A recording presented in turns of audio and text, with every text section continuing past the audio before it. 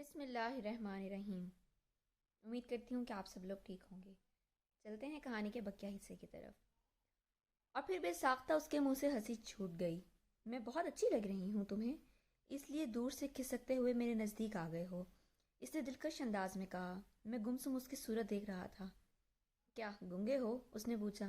نہیں، ایسی کوئی بات نہیں، میں نے گھبراتے ہوئے کہا۔ جب میرے پاس آنے کی جرت کر لی ہے تو پھر بات کر لینے میں کیا حرج ہے؟ وہ زیر لب مسکرائی۔ میں تمہارے پاس آیا ہی اس لیے ہوں کہ میں تمہیں پسند آ گئی ہوں، وہ بولی۔ ہاں ایسی ہی بات ہے، میں نے مسکراتے ہوئے کہا۔ اکثر مرد مجھے یہی کہتے ہیں، مگر مجھے ایسے شخص کی تلاش ہے جو میری خوبصورتی سے نہیں مجھ سے پیار کرے۔ یہ حسن عارضی ہے، ایک دن ڈھل جائے گا، وہ بولی۔ میں تم سے سچا پیار کروں گا، زندگی بھر چاہوں گا، میں نے جوش سے کہا۔ کیا تم میرے لیے اپنے پیاروں کو چھوڑ سکتے ہو؟ اس نے پوچھا۔ ہاں ہاں، تمہارے لیے میں سب کچھ چھوڑ سکتا ہوں، میں نے بے ساختہ کہا۔ کیا کیا کہا تم نے؟ اس کے لیے سب کچھ چھوڑ دو گے؟ میں بری طرح چونکا۔ ارے یار تم گھبراؤ نہیں، میں کسی کو نہیں چھوڑوں گا، بس ایسے ہی چند دن تفریح کے گزار جائیں اس لیے کہہ دیا۔ شیراز یہ اپنا شہر نہیں ہے، تم کسی چکر میں نہیں پھنس جانا، میں نے اسے سمجھایا۔ میں بچہ نہیں ہوں، اپنا اچھا برا سمجھتا ہوں۔ میں نے اس کی طرف دوستی کا ہاتھ اسی لیے بڑھایا ہے کہ کوئٹہ میں جو چند دن گزارنا چاہتے ہیں وہ اچھے گزر جائیں۔ ابھی موبائل پر اسی سے بات کر رہا تھا، باتیں کرنے کا فن اسے خوب آتا ہے۔ اپنی باتوں کے سحر میں اس نے ایسا گم کیا کہ تمہارے آنے کا پتہ ہی نہیں چلا، شیراز نے کہا۔ اسی لیے سمجھا رہا ہوں، اس سے سنبھل کر رہنا۔ تم نرے بزدل ہو، ذرا سی بات پر گھبرا جاتے ہو۔ شیراز یہ بات نہیں ہے، میں سفر بہت کرتا ہوں اور سفر میں دیکھتا ہوں کہ لوگوں کے ساتھ عجیب و غریب حادثات ہوتے ہیں، کوئی اپنے مال سے ہاتھ دھو بیٹھتا ہے تو کوئی اپنی جان سے، میں نے کہا۔ وہ تو ٹھیک ہے کہ سفر میں مختلف حادثات رونما ہوتے رہتے ہیں، لیکن ہم ان سے ڈر جائیں تو کبھی سفر نہ کر سکیں۔ مجھے معلوم تھا شیراز بہت ضدی ہے، چاہے میں لاکھ سمجھاؤں میری نہیں سنے گا، وہی کرے گا جو اس کے من میں آئے گا۔ رات کا کھانا ہم نے اکٹھے کھایا اور سو گئے۔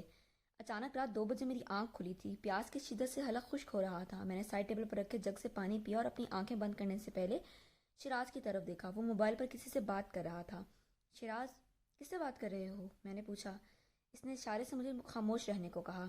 میں سمجھ گیا کہ وہ اسی حسینہ سے بات کر رہا ہے، اس لیے میں دوبارہ سو گیا۔ صبح بیدار ہونے پر میں نے اسے جگایا۔ شیراز نے اٹھنے سے انکار کر دیا۔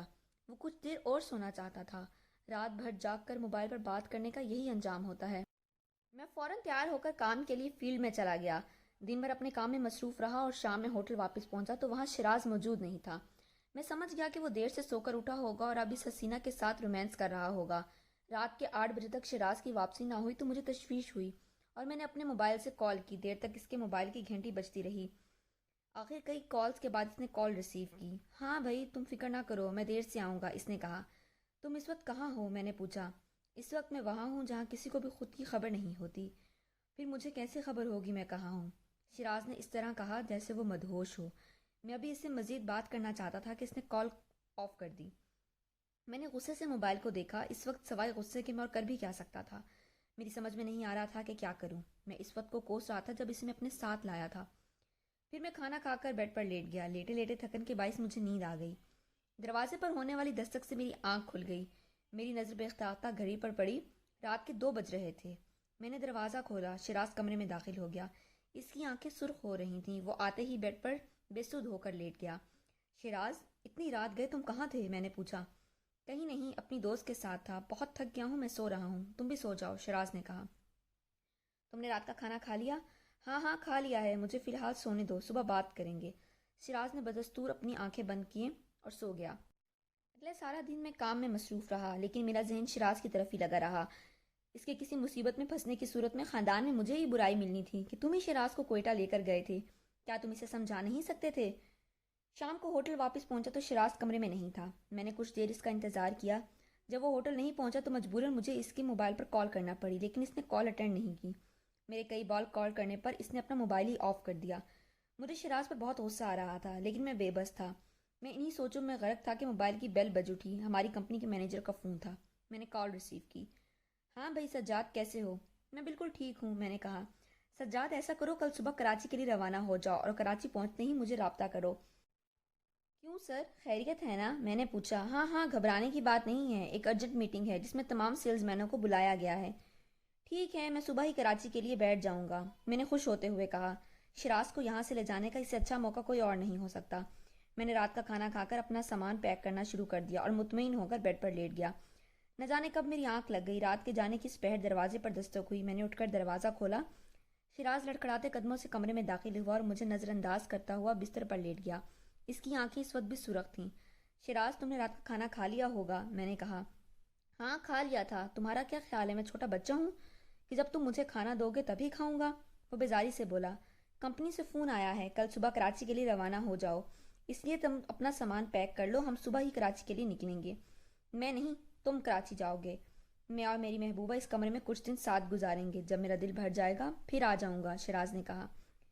یہ کیسے ہو سکتا ہے؟ میں تمہیں اکیلا چھوڑ کر کیسے جا سکتا ہوں؟ میں کیا دودھ پیتا بچہ ہوں جو تمہارے اشاروں کا محتاج بن کر رہوں گا؟ ٹھیک ہے، ہم دونوں ساتھ آئے ہیں، لیکن اس کا مطلب یہ نہیں کہ ہم دونوں ساتھ بھی جائیں گے۔ اس نے شعلہ برساتی آنکھوں سے مجھے گھورا۔ اس کے اس طرح سے گھورنے سے میرا دل زور زور سے دھڑکنے لگا تھا اور میں نے خوف زدہ ہو کر اس پر نظریں ہٹا لی تھیں۔ میں نے گھر والوں سے مزید پیسے منگوا لیے ہیں اور ان سے کہہ دیا ہے کہ میری فکر نہ کریں، جب کوئٹہ سے دل بھر جائے گا تو آ جاؤں گا۔ کیا؟ میں چونکا۔ تم نے اور پیسے بھی منگوا لیے ہیں؟ ہاں ہاں، تمہیں پتہ ہے نا، جب میں ضد پر آ جاؤں تو اپنی ہر بات منوا لیتا ہوں، شراز نے کہا۔ اس کی بات پر میں خاموش ہو گیا۔ شراز کے والدین اس پر جان چھڑکتے تھے، اس لیے وہ اس کی ہر خواہش پوری کرتے تھے۔ اس بات نے شراز کی عادتوں کو بگاڑ دیا تھا۔ مجھے کراچی پہنچ کر اس کے والدین کو ساری صورتحال سے آگاہ کرنا تھا، ورنہ شراز کے ساتھ کوئی بھی حادثہ ہونے کی صورت میں مجھے ہی مورد الزام ٹھہرایا جاتا۔ میں سونا چاہتا تھا کہ اچانک میری نظر شراز کے موبائل پر پڑی، جو سائڈ ٹیبل پر رکھا تھا۔ وہ بیڈ پر گرتے ہی گہری نیند کے مزے لے رہا تھا۔ اس کے منہ سے ہلکے ہلکے خراٹوں کی آواز سنائی دے رہی تھی۔ میں نے احتیاط سے موبائل اٹھایا اور اس پر نمبر چیک کرنے لگا کہ کس کس سے بات ہو رہی تھی۔ ایک نمبر میرا تھا، دوسرا اس کی والدہ کا، جبکہ تیسرا کسی اور کا تھا۔ وہ تیسرا نمبر میں نے جلدی سے اپنی ڈائری میں نوٹ کر کے موبائل میں وہیں رکھ دیا۔ ایسا کرتے ہوئے مجھے اچھا نہیں لگ رہا تھا، لیکن یہ کرنا بھی ضروری تھا۔ وہ نمبر نوٹ کر کے میں مطمئن ہو کر سو گیا۔